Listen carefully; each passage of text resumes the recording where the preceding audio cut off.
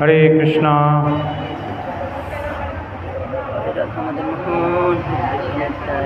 জয় রাধে।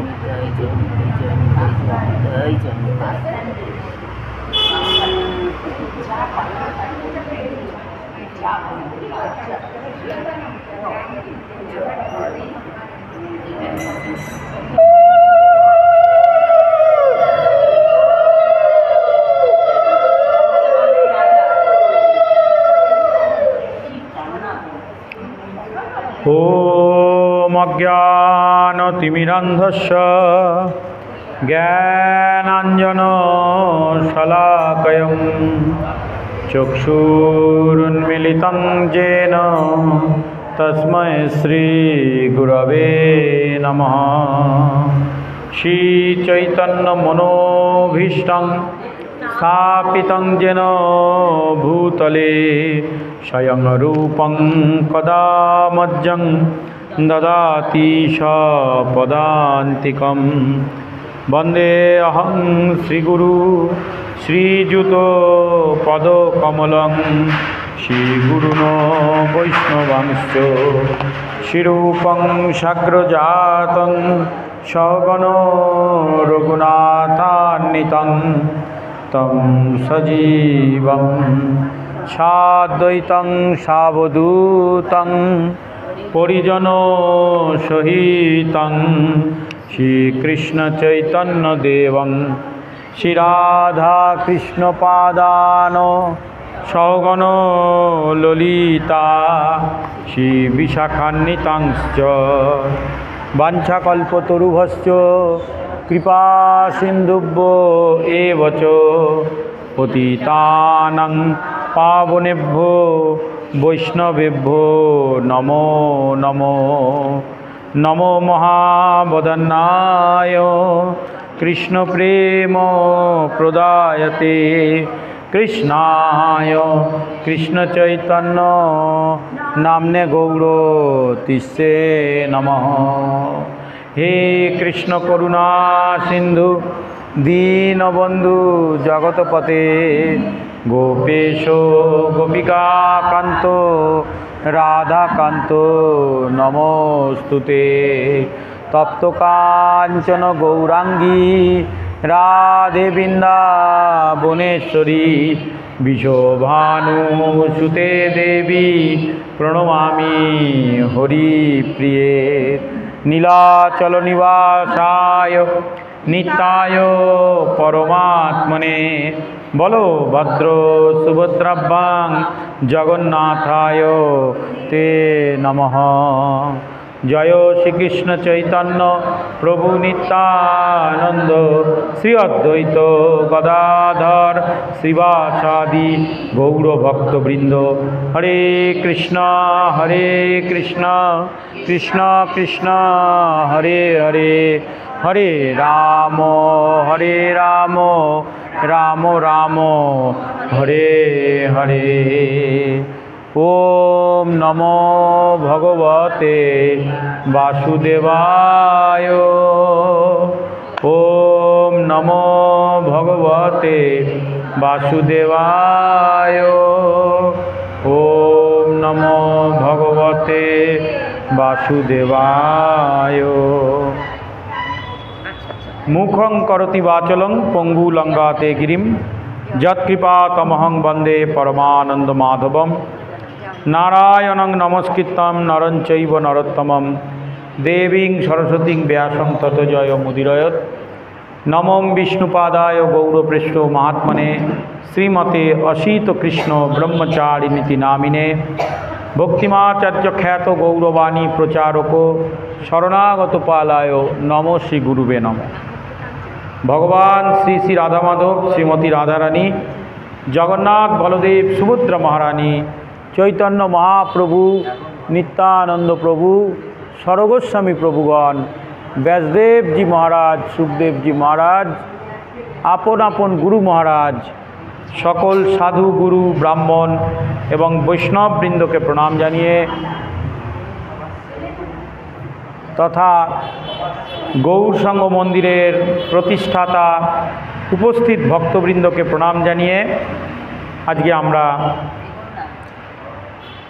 শনিবারের সান্ধ্য ভাগবতী কথা অনুষ্ঠান শ্রবণ করব। তা আমাদের এইখানে বহুদিন থেকেই চৈতন্য ভাগবত কথা আমরা আলোচনা করছিলাম।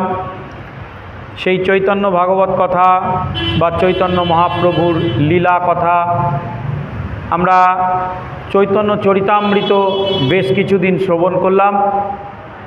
প্রথম, দ্বিতীয়, তৃতীয় পর্ব আদিলীলা শ্রবণ করবার পর আমরা চৈতন্য ভাগবতে প্রবেশ করেছি। তো চৈতন্য ভাগবতের আদিখণ্ডের প্রথম অধ্যায়, আদিখণ্ডের প্রথম অধ্যায় এখানে আমাদের আলোচনা চলছিল। গত সপ্তাহে আমরা শ্রী শ্রী শঙ্কর্ষণের মহিমা তথা শ্রী শ্রী নিত্যানন্দ প্রভুর মহিমা ইত্যাদি শ্রবণ করছিলাম। করতে করতে আমরা যেখানে বিরাম দিয়েছিলাম আজ আবার সেইখান থেকেই আলোচনা শুরু করব। জয় জয় শ্রী শ্রী চৈতন্য ভাগবত কি। তো আদিখণ্ডের প্রথম অধ্যায় ৪৫ নম্বর শ্লোক থেকে শুরু করব।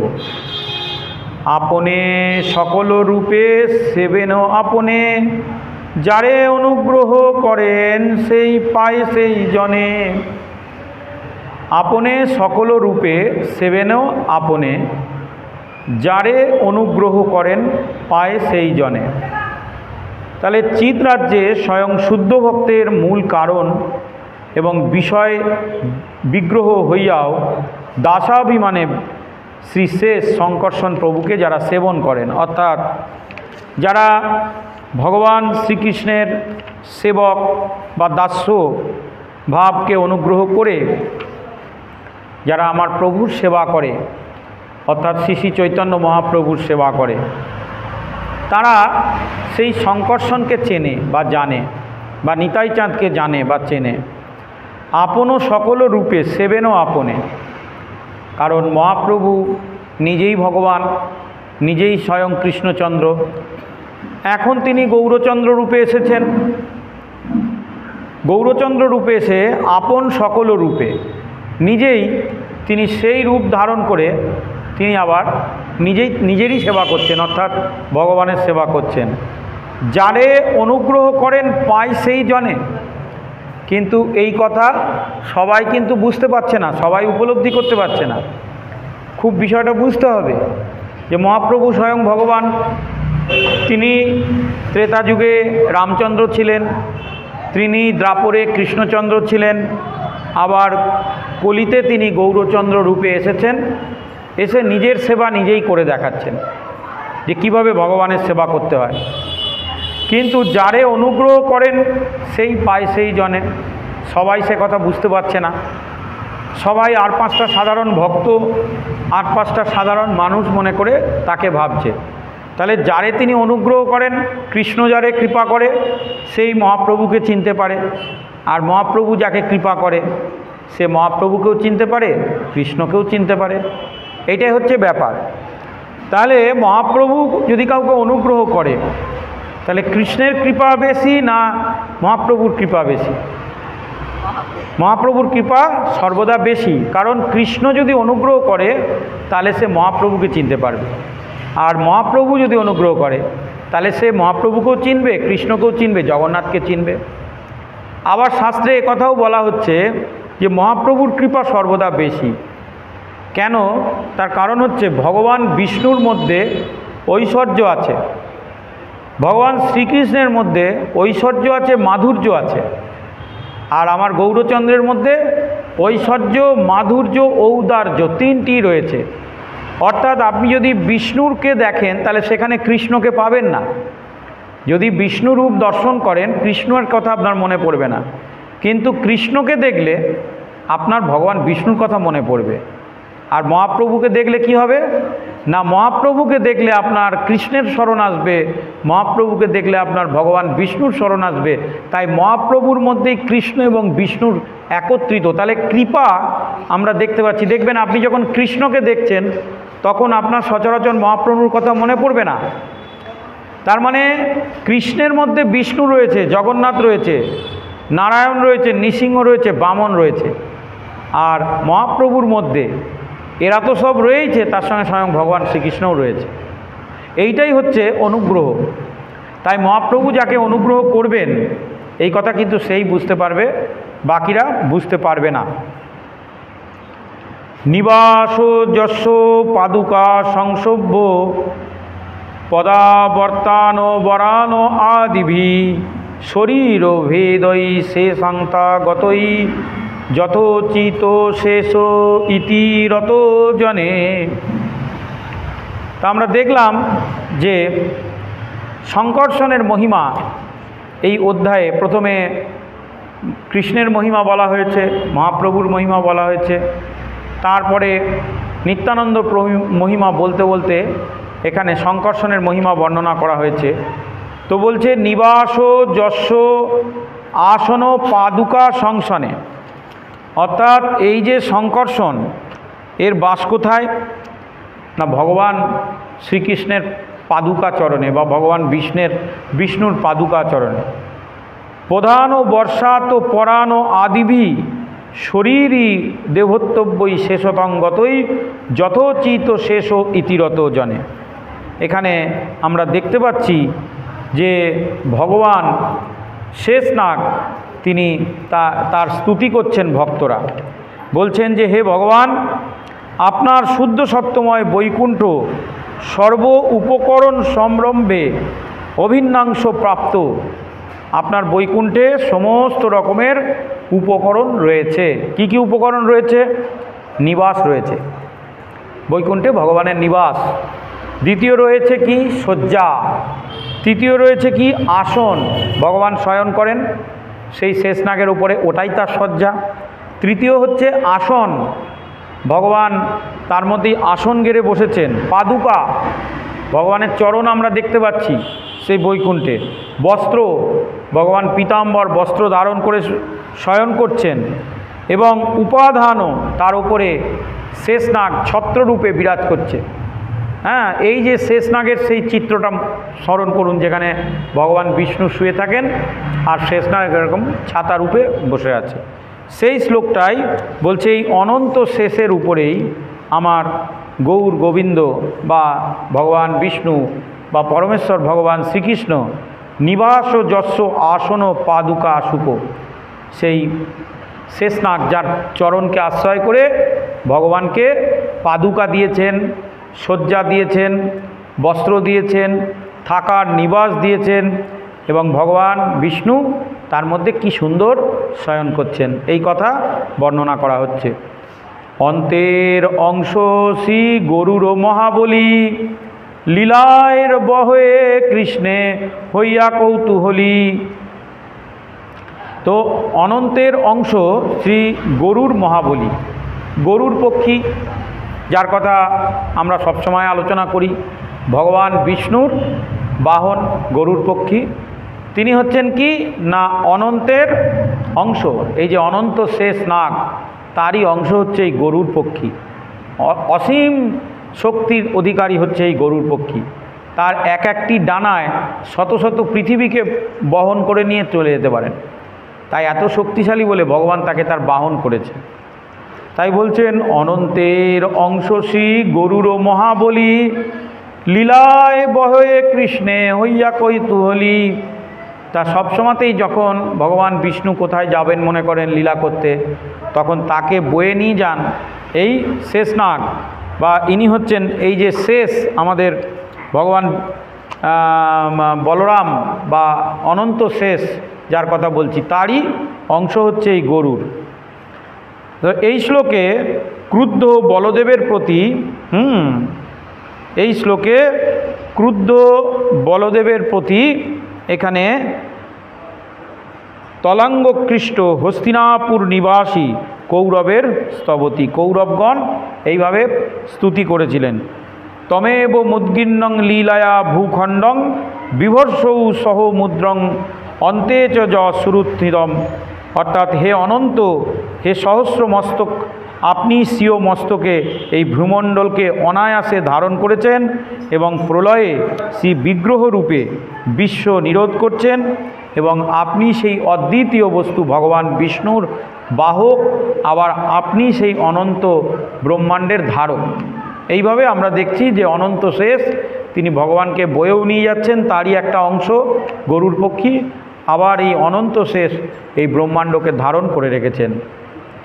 তারপরে চৈতন্য ভাগবতে কি বলা হচ্ছে 48 নম্বর শ্লোকে, কি ব্রহ্মা কি শিব কি সনকাদি কুমার ব্যাসুক নারদাদি ভক্ত নাম যার। হ্যাঁ, বলা হচ্ছে যে সকলেই এই সংকর্ষণের স্তুতি করেন, কি ব্রহ্মা কি শিবজি কি সনকাদি কুমার, হ্যাঁ, কি ব্যাসদেব কি সুখদেব নারদাদি সকল ভক্তজন সকলে মিলে তারা কিন্তু এই সংকর্ষণে স্তুতি করেন। তাহলে আমরা এই শ্লোকে রাজা পরীক্ষিতের প্রতি সুখদেবের উক্তি, তিনি কি বলেছিলেন, যিনি শ্রীকৃষ্ণের ধাম বা কলা বা দেবলোক যাহাকে অনন্ত বলে অভিহিত করা হয়, তিনি দেবকীর হর্ষ এবং শোক ও বর্ধনকারী, হ্যাঁ, শোক ও বর্ধনকারী শুদ্ধময় সপ্তম গর্ভ হইতে আবির্ভূত হইয়াছেন। আমরা সুখদেব গোস্বামীর কাছ থেকে শ্রবণ করেছিলাম যে ভগবান অনন্ত শেষ তিনি এই দেবকীর সপ্তম গর্ভ থেকে জন্মগ্রহণ করেছিলেন। এই ভগবান বাসুদেব কলা সহস্রবদন, ইনি ভগবান বাসুদেবের কলা সহস্রবদন বিরাট শ্রী অনন্তদেব ভগবান শ্রীকৃষ্ণের প্রিয় কার্যে অংশগ্রহণ করে থাকেন। এইভাবে নানা জায়গায় সংকর্ষণের স্তুতি করা হচ্ছে এবং এই স্তুতি শুধু ব্যাসদেব করেন না, ব্রহ্মাজি করেন, নারদমুনি করেন, শিবজি করেন, সনকাদি মুনিরা সকলেই এই অনন্ত শেষের স্তুতি করেন। সবার পূজিত শ্রী অনন্ত মহাশয় সহস্রবদন প্রভু ভক্তিরসময়। তো আমরা দেখতে পাচ্ছি বৃন্দাবন দাস ঠাকুর তিনি এইখানে ওই সংস্কৃত শ্লোকেরই বাংলা করে বলছেন, সবার পূজিত শ্রী অনন্ত মহাশয়, হ্যাঁ, অনন্ত শেষ নাগকে তিনি বলছেন অনন্ত মহাশয়, সহস্র বদন প্রভু ভক্তির রসময়, তার সহস্র সহস্র বদন আর প্রত্যেক বদন দিয়ে তিনি কিন্তু ভক্তির রসামৃত দান করছেন এবং পান করছেন। এইটাই হচ্ছে অনন্ত শেষের সবচেয়ে বড় মহিমা। আমাদের একটা করে মুখ, একটা করে জিহ্বা, সেই জিহ্বার দ্বারাও আমরা ভগবানের নাম সচরাচর করতে চাই না, বা করলেও তার মধ্যে প্রেম নেই, সেই নামের মধ্যে আমরা ডুবতে পারি না। কিন্তু আমাদের সকলের পূজিত অনন্ত শেষ তিনি তার সহস্র সহস্র বদন, আমাদের তো একটা বদন, তাই নিয়ে আমরা এত রকম কার্যকলাপ করছি, আর অনন্ত শেষের সহস্র বদন সহস্র জিহ্বা সমস্ত কিছু দিয়ে কিন্তু তিনি কি করছেন, ভক্তি রস দান করছেন আবার পান করছেন। মানে জিহ্বার দ্বারা দুটি কার্য হয়, আস্বাদন করা যায় আবার অন্যকে কৃষ্ণ কথা দানও করা যায়। তাহলে কৃষ্ণ প্রসাদ আস্বাদন করা যায় জিহ্বার দ্বারা, আবার এই কৃষ্ণ কথা অন্যকে দানও করা যায়, যেটা সর্বত্রই এই অনন্ত শেষ করে চলেছেন। আদিদেব মহাযোগী ঈশ্বর বৈষ্ণব মহিমার অন্ত ইহা না জানায় সব।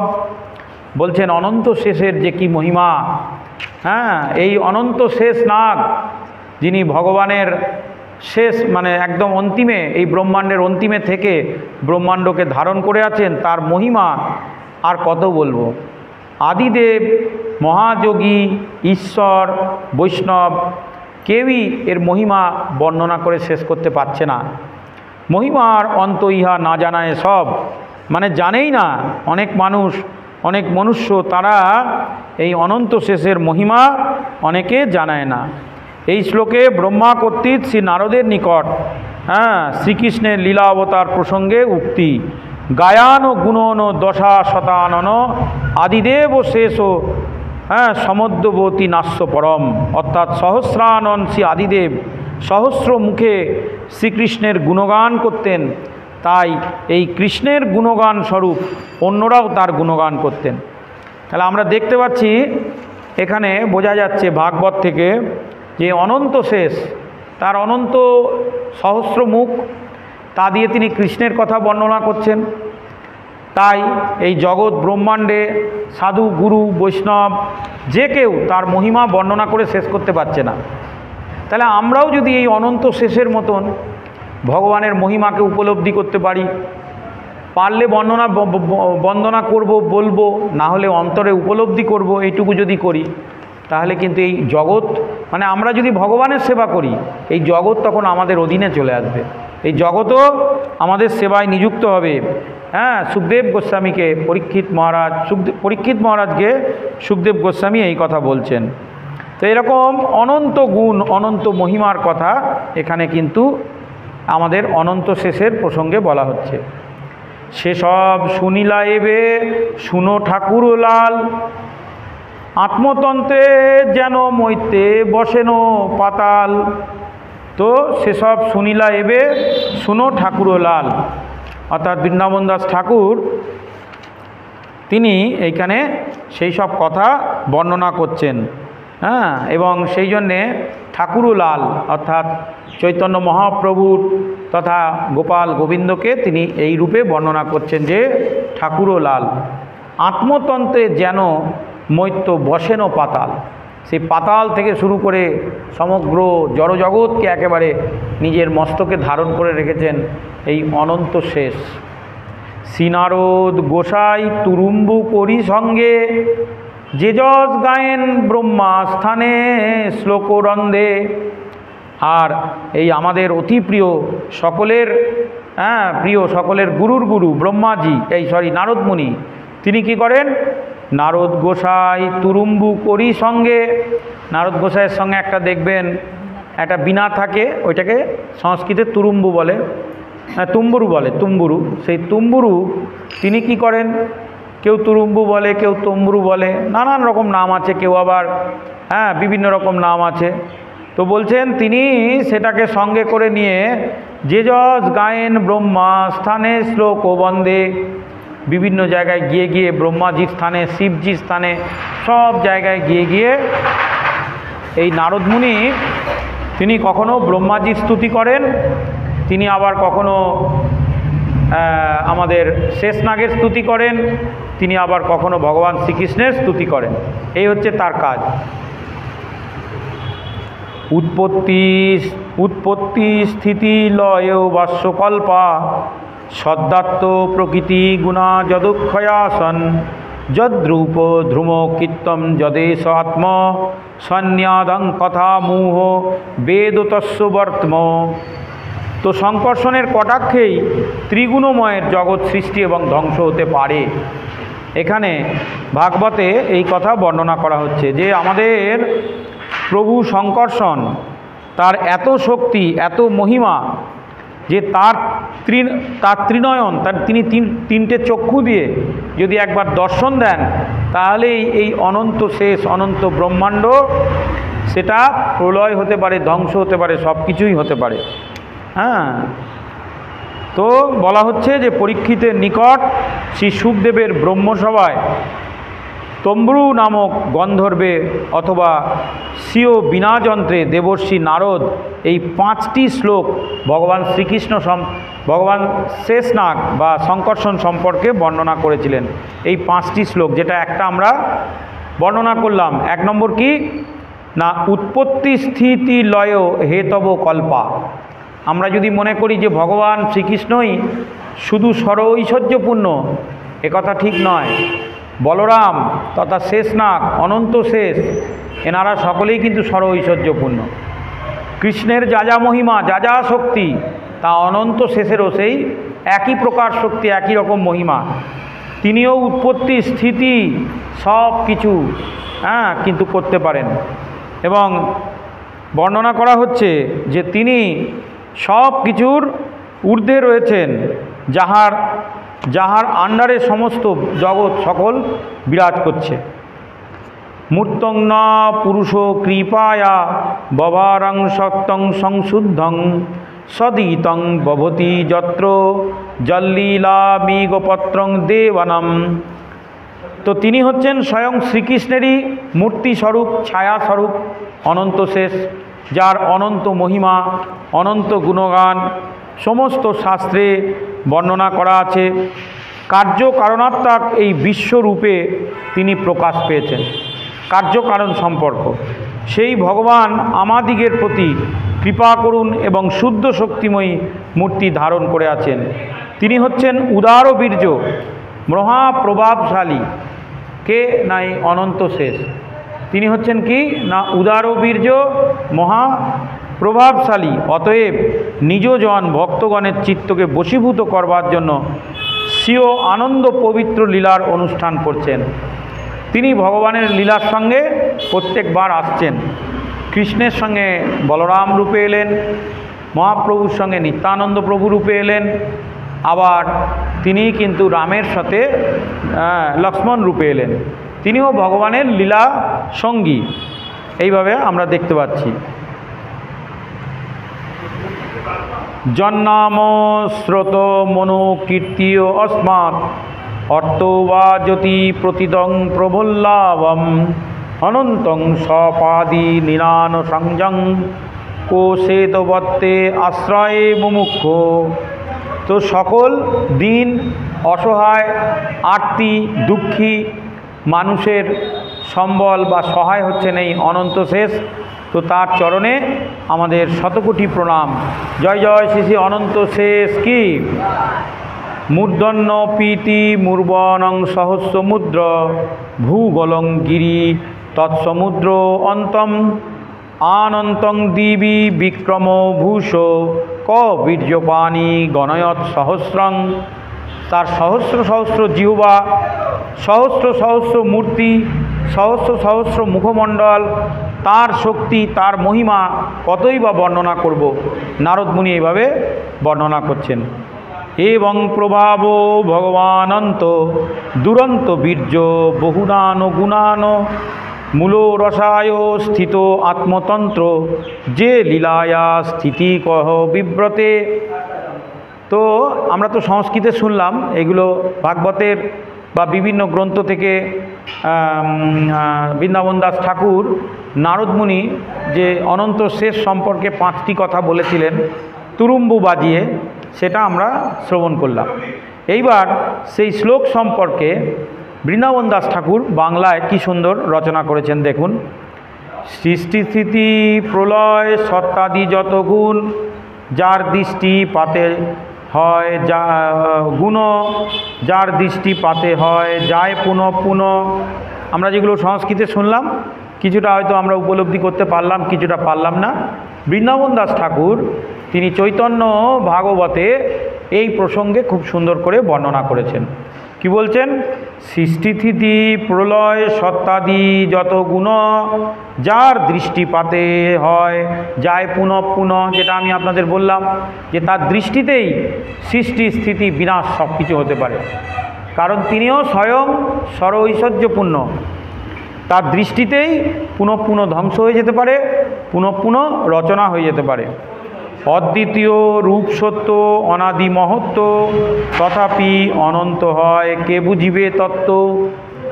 তো এই অনন্ত শেষের যে রূপ, তার মহিমা, তার সব কিছু অনন্ত। তো তার এই যে রূপ, তার সব কিছু মহত্ব সবই কিন্তু অনন্ত। হ্যাঁ, সব কিছুই কিন্তু যার শেষ নাই, যার কখনো শেষ নাই। তাই তিনি হচ্ছেন অনন্ত শেষ, তার অনন্ত মহিমা। হ্যাঁ, এত দৃশ্য বীর্য সম্পন্ন অপরিমেয় বলশালী। আমরা কিন্তু অনন্ত শেষের মহিমা বর্ণনা করছি বা শ্রবণ করছি। তিনি হচ্ছেন অপরিমেয় বলশালী, মহাগুণবান। সেই ভগবান অনন্ত দেবী নিজের আধার হইয়া রসাতলের মূলে অবস্থিত থাকিয়া পৃথিবীকে রক্ষা করছেন। শুধু পৃথিবী কেন, এই জড়জগৎকে পুরো রক্ষা করছেন এই অনন্ত শেষ। শুদ্ধ সত্য কিন্তু বলা হচ্ছে তথাপি অনন্ত হয় কে বুঝিবে তত্ত্ব। তো কে সেই তত্ত্বকে বুঝতে পারে? শুদ্ধ সত্য মূর্তি প্রভু ধরেন করুণায় যে বিগ্রহে সবার প্রকাশ সুলীলায়। ভগবানের এই প্রকার যে রূপগুলো আছে তার মধ্যে শুদ্ধ সত্য মূর্তি ধারণ করে এনারা আবার বিভিন্ন লীলায় অংশগ্রহণ করেন। শুদ্ধ সত্য মূর্তি প্রভু ধরেন করুণায় যে বিগ্রহে সবার প্রকাশ সুলীলায়। ভগবান যে লীলা করেন সেই লীলায় ইনি শুদ্ধ সত্য রূপ ধরে আসেন, যেগুলো আমরা সংস্কৃত শ্লোক যখন বললাম তখন আলোচনা করেছিলাম, যে রামের সাথে তিনি লক্ষ্মণ রূপে আসেন, কৃষ্ণের সাথে তিনি বলরাম রূপে আসেন, মহাপ্রভুর সঙ্গে তিনি নিত্যানন্দ রূপে আসেন, এই রকম। এগুলো হচ্ছে ভগবানের শুদ্ধ সত্য রূপ। তো বলছেন শুদ্ধ সত্য মূর্তি প্রভু ধরেন করুণায়, করুণা করে তিনি রূপগুলো ধারণ করেন। যে বিগ্রহ সবার প্রকাশ সুলীলায়, তো এই বিগ্রহকে তিনি লীলা করবার জন্যে করছেন। যাহার তরঙ্গ শিখি সিংহ মহাবলী, নিজ জন মনোরঞ্জে হইয়া কৌতূহলী। তো তিনি কৌতূহল বশত তিনি কি করছেন না, তিনি সিংহের মতো বিক্রম। দেখবেন বলরাম বা এই যে ভগবানের যে শেষ অনন্ত শেষের যে মহিমা, সে হচ্ছে অত্যন্ত প্রবল বিক্রমী, প্রবল পরাক্রমী এবং নিজ মনোরঞ্জে হইয়া কৌতূহলী। তিনি ভক্তের এবং নিজের মনোরঞ্জন করবার জন্যে জগতে এই রকম লীলা করেন। কারণ তার আর এক নাম হচ্ছে রাম, রময়ন্তে ইতি রাম। তিনি ভগবানের যারা নাম করেন তাদের রমণ করেন, তাদের আনন্দ বিধান করেন এই বলরাম। তাই রময়ন্তে ইতি রাম, যিনি ভগবান শ্রীকৃষ্ণের ভক্ত তাকে আনন্দ প্রদান করেন এই বলরাম, অর্থাৎ এই অনন্ত শেষ। তাকে রক্ষাও করেন, তার আনন্দ বিধান করেন, তার দেখাশোনা করেন, তার সব কিছু এই ভগবান অনন্ত শেষ। কিন্তু তাই কৃষ্ণের মহিমা যত, অনন্ত শেষের মহিমাও কিন্তু তত। কিন্তু আমাদেরকে সেটা মনে রাখতে হবে যে অনন্ত নামের শ্রবণ সংকীর্তনে যে মতে কেহ নাহি বলে সে তো জানে। তো যে এই অনন্ত শেষের মহিমা বৃন্দাবন দাস ঠাকুর বলছেন যে অনন্ত নামের শ্রবণ সংকীর্তনে যে যে মতে কোনো নাহি বলে কে তো জানে। তো যে আমরা এই যে হরে কৃষ্ণ মহামন্ত্র কীর্তন করি, হরে কৃষ্ণ কৃষ্ণ কৃষ্ণ হরে হরে, হরে রাম, এই হরে রাম রাম রাম হরে হরে। তাহলে এইখানে যে রাম, এই রাম শব্দটাই কিন্তু প্রকৃতপক্ষে বলরাম, আর এই বলরামই হচ্ছে অনন্ত শেষ। তা আমরা যখন কীর্তন করি তখন কিন্তু আমরা কৃষ্ণের সাথে সাথে সেই অনন্ত শেষেরও কীর্তন করি, তার কথাও আমাদের ভুলে গেলে চলবে না। সেই মহিমা, তার অসাধারণ কীর্তি আমাদেরকে মনে করে রাখতে হবে। হ্যাঁ, আমরা দেখতে পাচ্ছি যে অপার লীলা তরঙ্গ সমুদ্র তিনি কিন্তু ধারণ করে থাকেন। জীব গোস্বামী পাদের মতে শ্রী বরাহদেব, মহাবালী, ঔদার্য, নিজজন, পশুগণ, স্বীয় শিল প্রহ্লাদ, পৃথিবী, বিরেঞ্চি প্রমুখ ব্রহ্মাদি মুনিগণ সকলেই কিন্তু এই শেষনাগের স্তুতি করে থাকেন। হ্যাঁ, আমরা সেটা দেখতে পাচ্ছি। তো এখানে অশেষ জন্মের বন্ধ ছিন্ডে সেই ক্ষণে, অতএব বৈষ্ণব না ছাড়েন কবু নাহি তানে। তো যারা বৈষ্ণব, যারা প্রকৃত বৈষ্ণব, তারা বলরামের এই মহিমা জানেন। বৃন্দাবন দাস ঠাকুর বলছেন যে যারা প্রকৃত বৈষ্ণব তারা কিন্তু বলরামের এই মহিমা জানে। অশেষ জন্মের বন্ধ ছিন্দ কই সেই ক্ষণে। বলরামের যদি কৃপা হয়, বলরামের যদি আদেশ হয়, তাহলে আমাদের এই অনন্ত জন্মের বন্ধন ছিন্ন হয়ে যেতে পারে এক মুহূর্তে। অতএব বৈষ্ণব না ছাড়েন কবুতানে।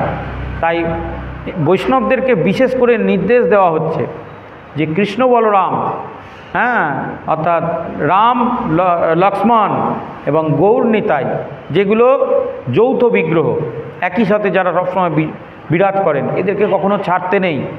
হ্যাঁ, যে বৈষ্ণব না ছাড়েন কবু নাহি তানে। কখনো বৈষ্ণবরাই তো এই জগৎ থেকে মুক্তির জন্য সর্বাধিক চেষ্টা করেন।